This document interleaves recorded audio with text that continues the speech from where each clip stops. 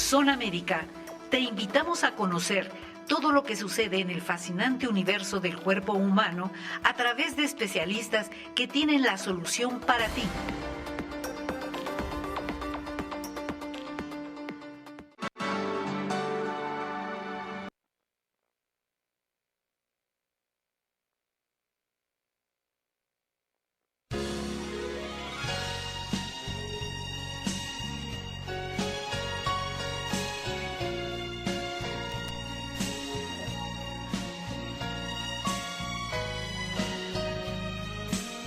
¿Qué tal?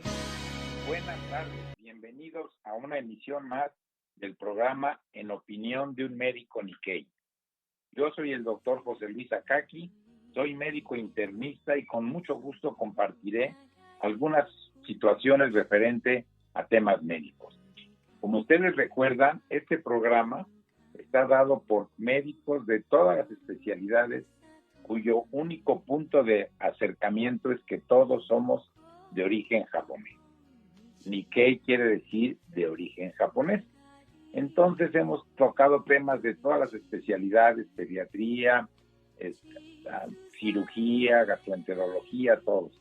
Pero hay temas que por su importancia se han tocado en varias ocasiones. Y uno de ellos son los procesos infecciosos. Hemos hablado de muchas infecciones, pero hay algo que empezó exactamente hace 3 años y un mes. Empezó como una gripe y después como un problema de tipo pulmonar que se pensó que era una infección respiratoria, y con el paso del tiempo se vio que era una enfermedad viral por un virus que no era desconocido porque hay datos desde 1976, pero que en esta ocasión viró, se volvió más agresivo y empezó a afectar inicialmente en China y después de allí a todo el mundo. Es el virus SARS-CoV-2 o virus COVID-19, como lo hemos visto. Entonces, con esta situación de que empezó en esa época y se diseminó, los primeros tratamientos siempre fueron con antibióticos y antiinflamatorios porque se pensaba que era una infección de tipo bacteriano. Pero posteriormente se fueron confirmando algunos datos y se vio que el problema era viral en su origen, pero que todos sus síntomas eran por reacción inflamatoria porque provocaba el mismo virus.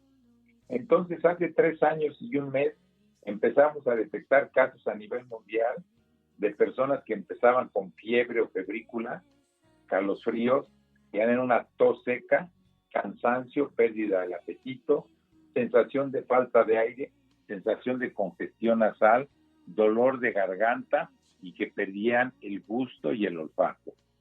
Su tos era productiva, arrojando flemas, y también había síntomas generales de la infección viral, que era dolor en músculos y articulaciones, dolor de cabeza, algunas manifestaciones eran intestinales, como diarrea, náusea y vómito, y sobre todo problemas a nivel de piel, sensación de piquetes y sensación de erupción.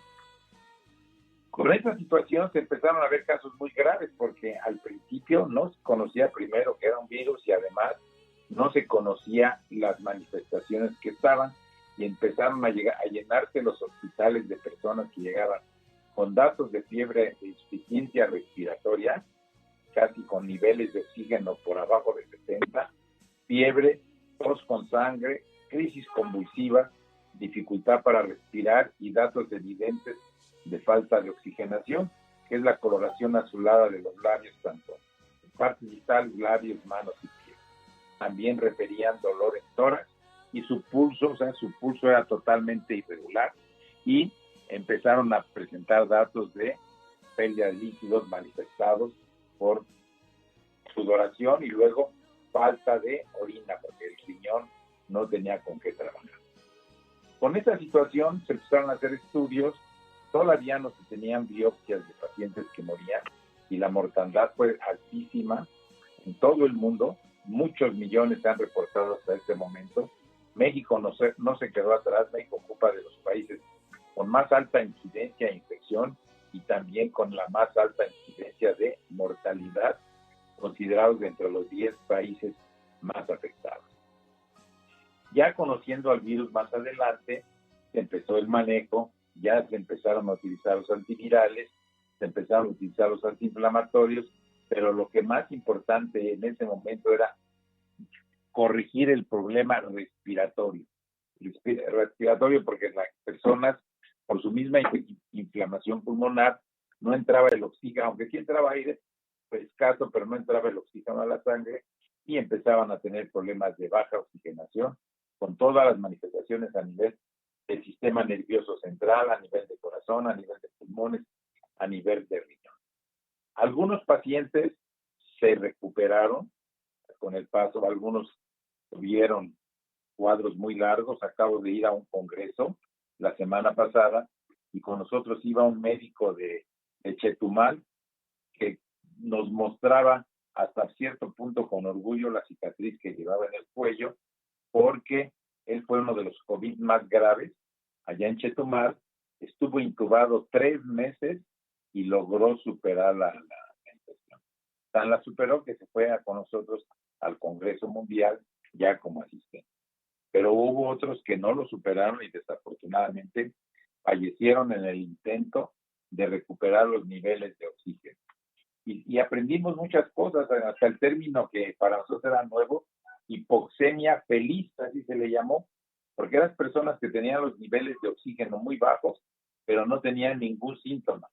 Bueno, pues estamos hablando de las primeras horas, porque si lo dejábamos así, con esa hipoxemia feliz, entre comillas, en pocas horas empezaba a deteriorar y caía en datos de una franca insuficiencia respiratoria que requería intubación de inmediato. Lo vivimos, todos lo sabemos. México y otros países del mundo no estaban preparados, no había los suficientes ventiladores, no había las suficientes camas de hospital y sobre todo no había los suficientes medicamentos para empezar a tratar. Pero, como toda pandemia, tuvo su pico, llegó a un clímax, a lo más alto, con muchas infecciones y muchas muertes, y posteriormente empezó a disminuir la cantidad de casos, y también como los mismos organismos hacían sus propias defensas, los cuadros subsiguientes ya no eran tan graves, o sea, ya no necesitaban forzosamente intubación, pero sí se ponían muy delicados.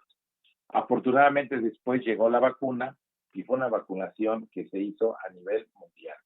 Algunos países lo iniciaron muy rápido, otros tardaron un poco en empezar la vacunación, pero con esto, requiriéndose mínimo 3 dosis de una buena vacuna, los casos han disminuido. Pero aún así, seguimos viendo casos activos de enfermedad de COVID, personas que han sido vacunadas 2 o 3 dosis y que han tenido COVID 1 o 2 veces y se vuelven a reinfectar. ¿Por qué? Porque el virus va virando, va cambiando su estructura y entonces aquella vacuna que les servía al principio llega una nueva cepa y ya la vacuna ya no funciona y se vuelven a infectar. Y entonces ahorita estamos viviendo la época de los daños que dejó esa infección tan severa y que nosotros lo catalogamos ya como síndrome post-COVID. O sea, todo lo que quedó después de haberse recuperado de la enfermedad COVID. Y los órganos dañados pues son muchos. Por ejemplo, a nivel de corazón, nosotros vemos cuando tomamos radiografías que el músculo cardíaco quedó dañado, aunque algunos tienen síntomas leves, pero se incrementa aquellas personas que ya tenían insuficiencia cardíaca o complicaciones cardíacas, se ve que sus cuadros son más severos y que van a progresar a futuro. A nivel pulmonar, que se catalogó como una neumonía atípica, sí, este problema inflamatorio a nivel pulmonar dejó daño en los alveolos, dejó daño cicatrizal en varias partes del pulmón y eso va a conllevar a que queden con problemas respiratorios y de falta de oxigenación para toda su vida. El cerebro no quedó fuera. El cerebro en la gente que padeció esta enfermedad, sobre todo en gente joven que tuvieron cuadros muy severos, se incrementaron las lesiones de tipo circulatorio, que los conocemos como accidentes cerebrovasculares, o sea, arterias del cerebro que se van tapando, y cuando es agudo, pues puede manifestarse por pérdida de conocimiento, por crisis convulsivas y también con un problema ya más severo que se llama síndrome de Guillain-Barré, que tienen una parálisis generalizada y progresiva. También se ha visto ya en la actualidad que se han incrementado los casos de enfermedad de Parkinson y la enfermedad de Alzheimer en personas que padecieron en su momento un COVID severo. Y como les comentaba, el problema era tipo inflamatorio y entonces hubo muchos problemas de tipo circulatorio. A nivel de vasos, de arterias, se incrementaban los fenómenos de tipo trombótico, se juntaban, se aglomeraban las células, producían los coágulos y estos coágulos tapaban las arterias y entonces al taparse una arteria, si esa arteria era de una arteria del corazón, pues ocasionaba un infarto al corazón, pero si era el cerebro era un infarto cerebral y si era a nivel del riñón, pues un infarto renal. Entonces, dependiendo del área afectada, eran los síntomas que iba presentando este paciente o que va presentando como síndrome post-COVID. Les he de decir que hasta este momento se han detectado más de 50 situaciones de síndrome post-COVID, o sea, 50 síntomas y signos que quedan con los pacientes que tuvieron un COVID severo. Nosotros en medicina, síntoma es aquello que nos refiere un paciente. Por ejemplo, síntomas son fiebre, dolor de cabeza, dolor de mano, comezón, sensación de falta de aire. Esos son los síntomas. Y signos, lo que nosotros vemos en el paciente, que le escuchamos problemas de soplos en el corazón, o que vemos que la piel está morada, o que vemos que el hígado está crecido. Esos ya son los signos que nosotros vemos. Pero dentro de síntomas y signos más frecuentes que se han reportado en la literatura mundial son en este orden: fatiga o cansancio, sensación de falta de aire, que se llama disnea, sensación de desorientación, o sea, problemas de obnubilación, problemas de tipo psiquiátrico, problemas de depresión muy severa, pérdida del olfato y el gusto que puede durar meses, problemas de dolor en articulaciones y músculos, dolor de cabeza, problemas para tragar los alimentos, que se llama disgeusia, problemas en el sueño, quedan con mucha insomnio, o sea, de noche no pueden dormir y durante el día tienen mucho sueño, o sea, tienen insomnio y después tienen somnolencia durante el día. Alteraciones de memoria, eso nos hemos dado cuenta mucho de personas que antes las veíamos unas personas brillantes, normales, y que ahora empiezan a hablar y tienen que hablar lentamente y tienen que recurrir a otros para preguntar cosas que antes las sabían de memoria. O sea, trastornos de la memoria. Dificultad para concentrarse, problemas en la piel, y otra cosa que también muchos pacientes nos han manifestado y hemos visto es la caída del cabello. En base a esto, los síntomas y signos se han tratado de estudiar por qué todos estos síntomas asociados a un germen tan pequeño que a la simple vista no lo vemos. Tenemos que verlo por microscopio y muchas veces nada más vemos sus manifestaciones, que es un virus pequeñísimo, pero que actúa a nivel del sistema enzimático de las células. Entonces el virus como tal modifica las proteínas de estas células, sobre todo lo que conocemos médicamente, lo que se llama la glucoproteína en espiga, la proteína de envoltura pequeña, las proteínas matrices y otras que se llaman proteínas de nucleocápside. Es donde más actúa esta partícula viva que se llama virus y trastorna y transforma su función. Y todo lo vemos en lo que esas células iban a producir. Por ejemplo, si un órgano iba a producir hormonas como estradiol o testosterona, pues la afectación en su función hace que esto ya no funcione. Si el problema es en glándulas salivales, no nos hacen. Si es a nivel de cerebro, también no funciona. Y según donde vayan afectando, es donde más se nota. Lo más evidente son los problemas de tipo respiratorio, porque el pulmón, como el virus, en los lugares donde entra de inmediato es a nivel de la vía respiratoria, o sea, nariz, garganta y después pulmones, es donde más se han encontrado síntomas relacionados con este virus. En nariz, pues no se diga la pérdida del olfato y la pérdida del gusto. Pero a nivel pulmonar, los problemas de tipo inflamatorio y los problemas de tipo respiratorio, es que no se adaptan a captar el oxígeno y por lo tanto se ponen de color azul a su piel, lo que se llama cianosis. Eso nos está hablando de una falta de oxigenación, pero muy grave, ¿eh? Una persona que ya se pone cianótica, que se pone azul de labios y demás, es que sus niveles de oxígeno en sangre están bajísimos y los riesgos de que fallezca son muy altos. Y entonces se han estudiado ya muchísimas cosas relacionadas con el virus. Se ha visto que la mayor mortalidad fue en personas que ya tenían una enfermedad previa. Por ejemplo, los que eran hipertensos, los diabéticos, los que tienen una neumopatía crónica, haya sido por una enfermedad o por un tabaquismo intenso, las personas con sobrepeso, los que ya tenían una falla en el sistema inmune, que se llaman inmunodeficiencias, y personas que tenían ya una edad muy avanzada donde sus sistemas de defensa por la misma edad ya estaban disminuidos.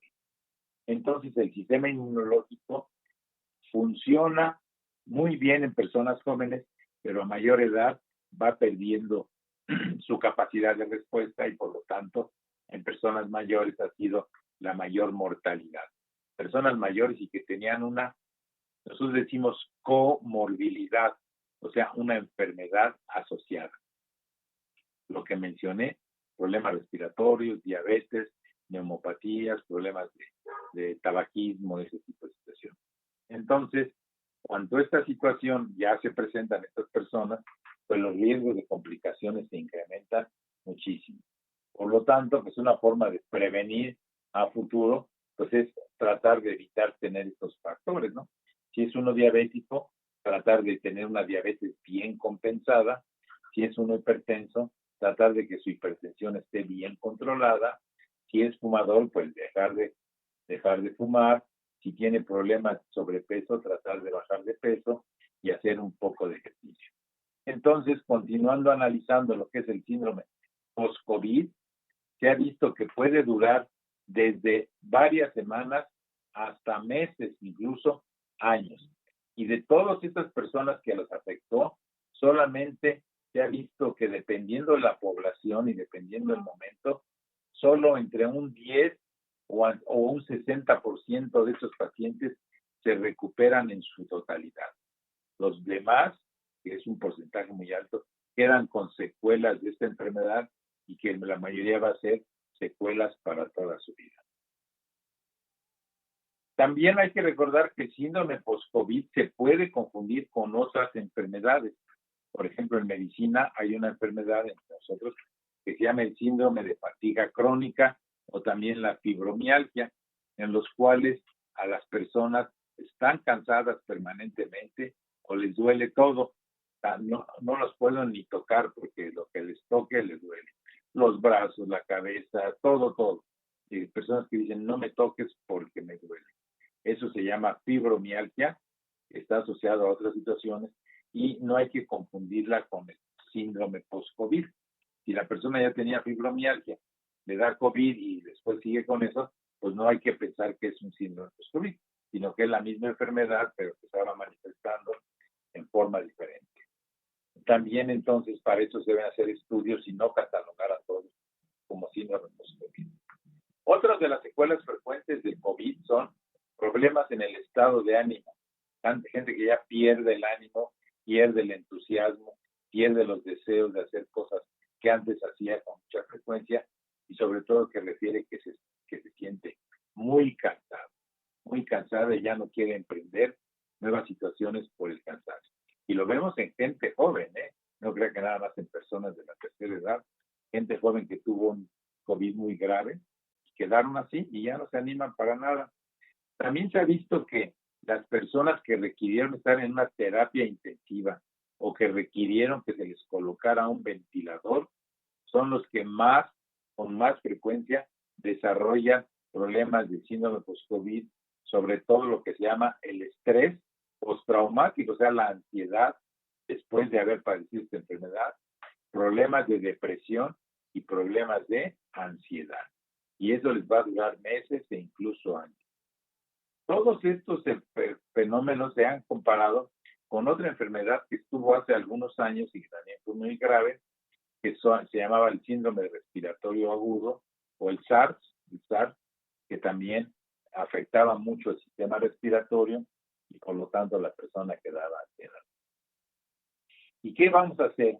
Aún se desconocen muchos efectos a largo plazo de lo que dejó o está haciendo el COVID.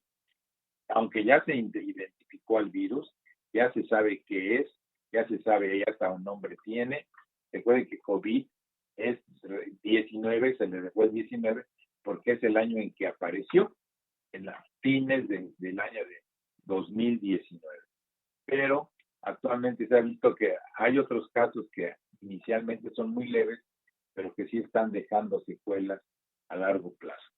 Tan es así que en muchos países están ya abriendo hospitales y clínicas especializadas para dar apoyo a las personas con síntomas persistentes o enfermedades relacionadas con el COVID, o sea, para personas que quedaron con un síndrome post-COVID.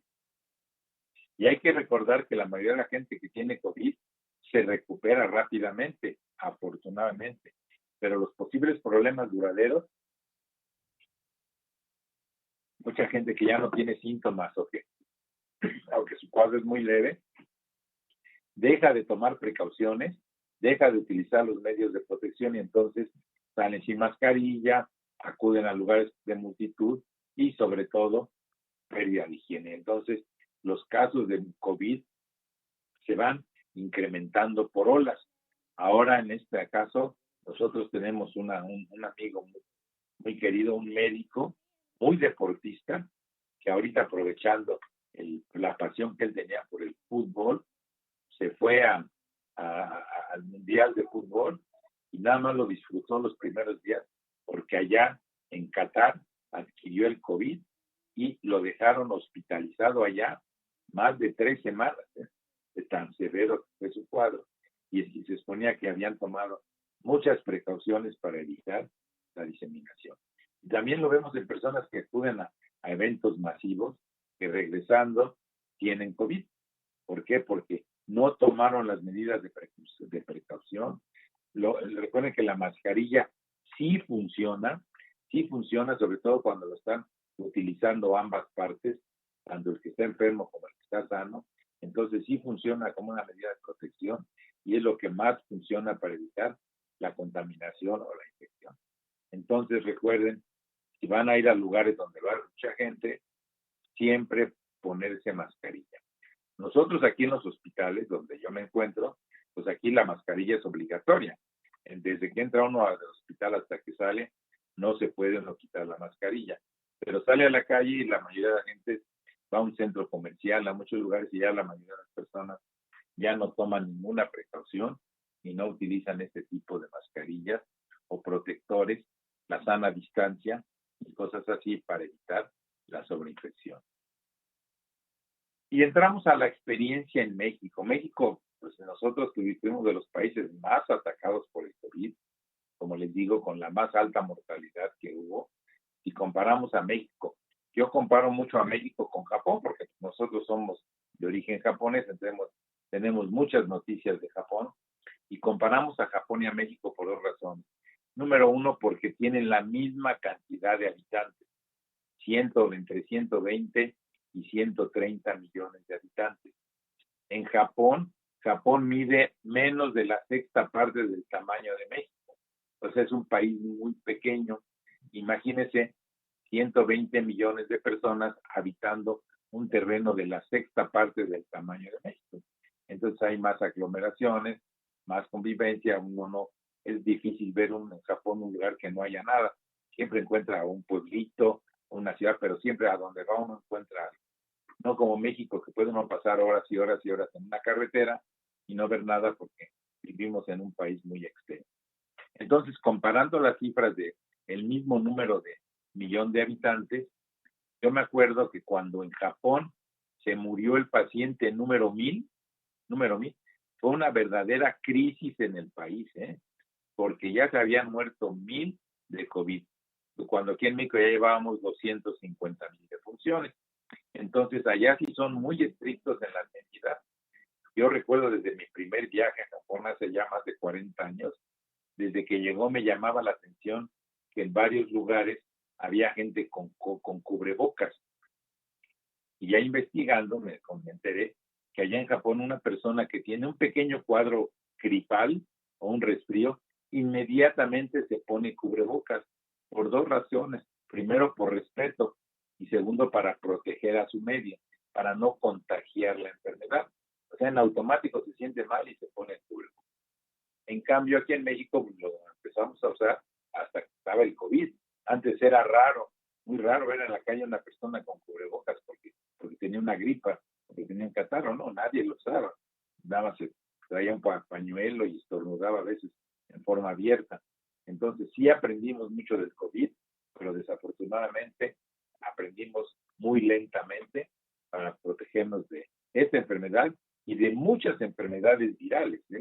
Tenemos influenza, tenemos sarampión, tenemos muchas enfermedades virales que se transmiten a través del medio ambiente. Entonces, sí sirve. Sí sirve y sí protege mucho el cubrebocas.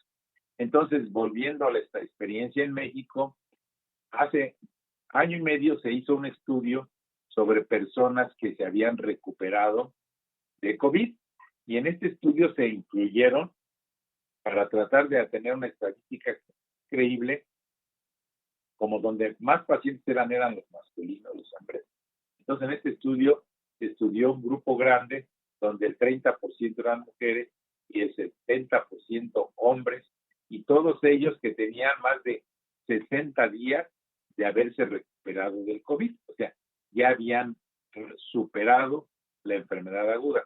Ya se consideraba que ya no tenían COVID, que ya se habían curado, y entonces el estudio fue encaminado a estudiar qué síntomas tenía o qué le dolía después de haberse recuperado del COVID.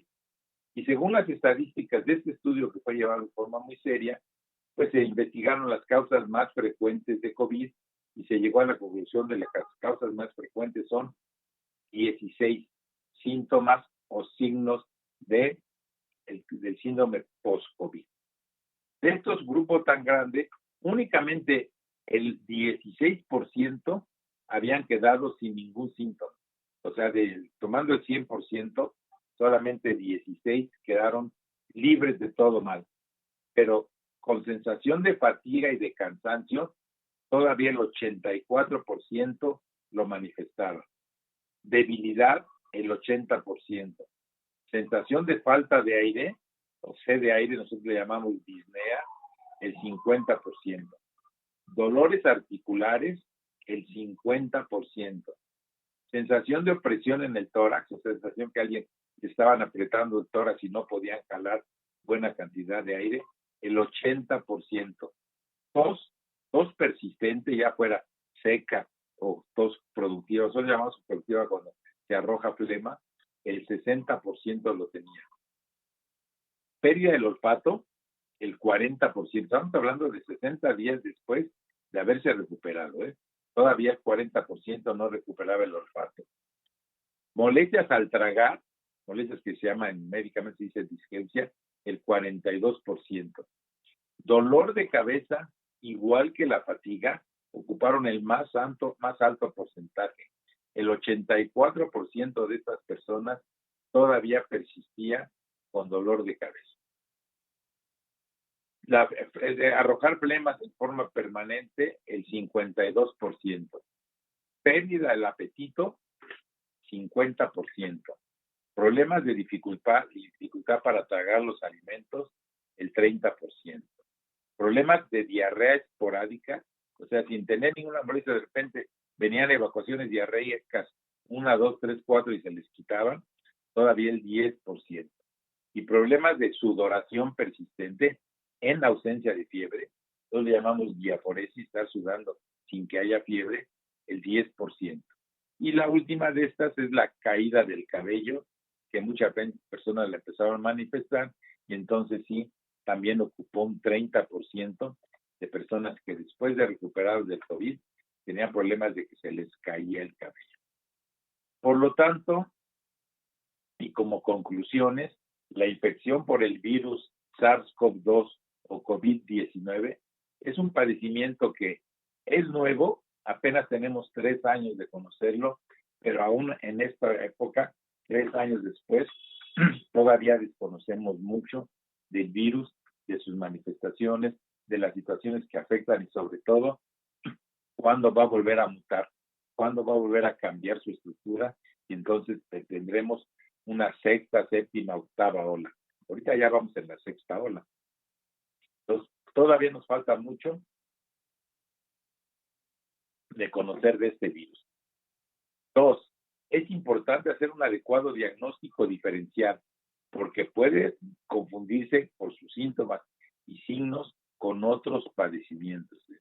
Cansancio, pérdida de peso, fiebre, puede ser no forzosamente COVID, puede ser desde un problema infeccioso hasta un problema tumoral, un cáncer. Entonces no quedarse con la idea de que fiebre, pérdida de peso y cansancio nada más es COVID, no. Nunca quedarse con los brazos cruzados e investigar otra causa. Número 3, el síndrome post-COVID contiene todo un abanico de síntomas y signos y es muy importante hacer un adecuado diagnóstico diferencial. No irnos con un solo diagnóstico, sino que investigar otras causas. Número 4, el tratamiento va enfocado a cada caso en particular. No existen recetas de cocina de que a todos denle esto, no. Cada caso es diferente y va a requerir tratamiento diferente.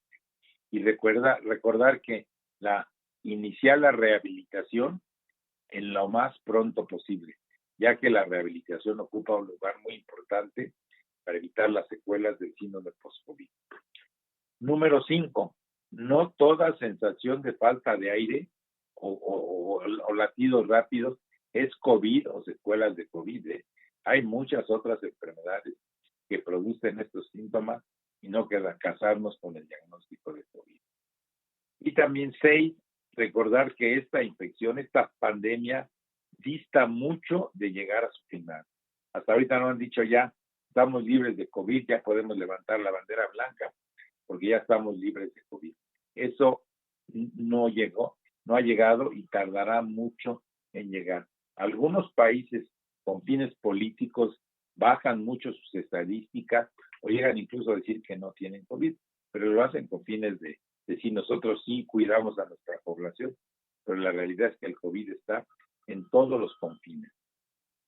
Algunas islas del Pacífico que están alejadas de todo, en ellas sí se han encontrado algunas que no han tenido casos de COVID, pero son islas pequeñas ahí, en lo que es la parte donde son islas que tienen poblaciones muy pequeñas. Pero las grandes islas que hay en todo el mundo, empezando con por ejemplo, Australia, que es una isla, Japón, una isla, Cuba, que es una isla, Puerto Rico, que es una isla, han tenido casos severos de COVID. O sea, no están aislados del mundo. Entonces, hay que cuidarse a donde quiera que uno vaya. Y por todo esto, pues ya para finalizar, recordar que todo esto nos ha cambiado la vida. Ya no es lo mismo antes del COVID que después del COVID. Actualmente ya se tienen que tomar muchas medidas de precaución. Tristemente se están perdiendo. Mucha gente ya no cree en el cubrebocas. Mucha gente ya no cree en la sana distancia. Mucha gente ya no cree que debe taparse la boca cuando estornuda, siendo que el virus puede andar flotando en el aire todavía por muchos meses, incluso por muchos años. Entonces, cuidarse. Todavía tenemos casos de COVID.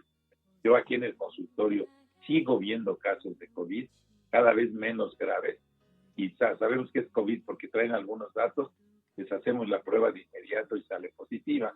Inmediatamente ya no es como hora de que vayas a su casa, enciérrese 2 semanas, que nadie lo vea, que nadie se le acerca, no, tomando medidas de precaución, la higiene, sana distancia, cubrebocas, únicamente se les pide que se aíslen durante 5 días y ya después continúen con su vida normal, pero tomando todas las medidas de precaución para no infectar a otros y para no reinfectarse ellos. Y con esto, las medidas preventivas que son de todos, se llaman medidas generales para todos, es el lavado frecuente de manos con agua y jabón.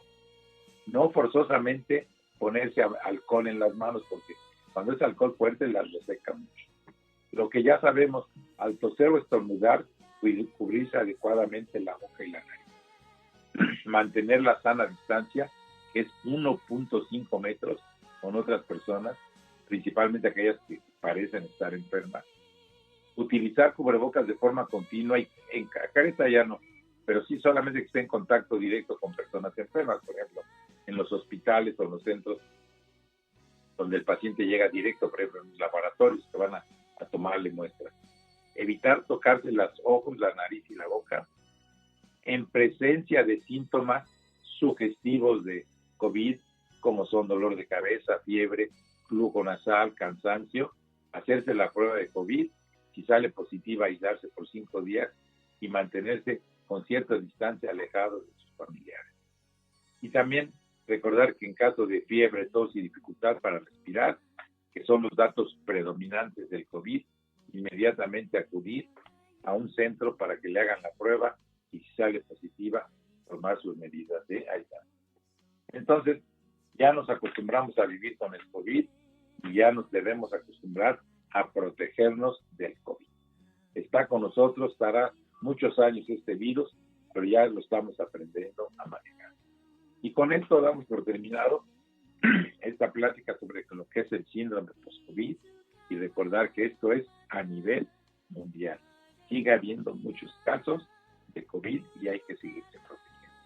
Les agradezco mucho a todos ustedes y nos vemos en una semana en un nuevo capítulo de En opinión de un médico Nikkei.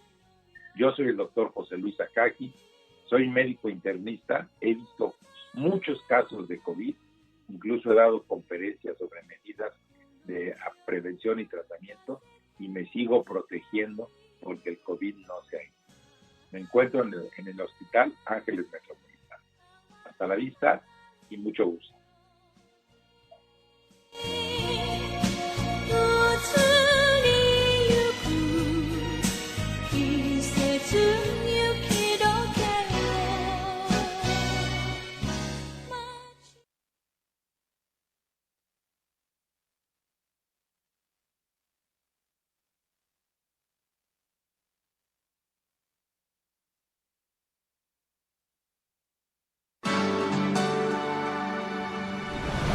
Hasta aquí con la información. Los esperamos la próxima semana en Zona Médica. Zona Médica tiene la solución.